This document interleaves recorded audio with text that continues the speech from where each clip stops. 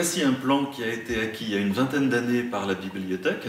C'est un plan du XVIIe siècle, mais lorsqu'on l'a acheté, on nous le présentait comme un plan d'époque révolutionnaire. Il a donc fallu trouver des indices pour essayer de dater ce plan. Le premier indice, c'est le pont sur la Loire, sur lequel figure encore la chapelle Saint-Fiacre. Or, on sait que ce pont est tombé dans la Loire en 1716, donc c'est forcément antérieur. Il y a également l'église Saint-Solène qui n'est pas encore devenue la cathédrale et il n'y a pas encore le palais épiscopal, donc on est avant 1700. Maintenant, il y a tous les couvents de la ceinture autour de la ville qui ont été réalisés dans la première moitié du XVIIe siècle.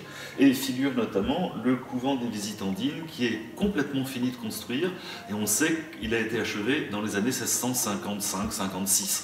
Donc on a vu une fourchette qui se réduisait et on a pu la réduire encore grâce à un tout petit détail.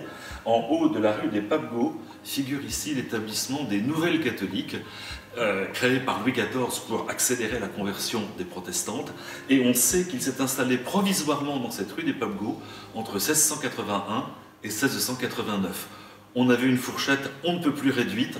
On sait donc que ce plan a été fait dans les années 1680 par Albert Jouvin de Rochefort, trésorier de France, qui dans les mêmes années réalisait une dizaine de plans de villes de France. C'est donc le plus ancien plan de Blois que nous avons dans nos collections.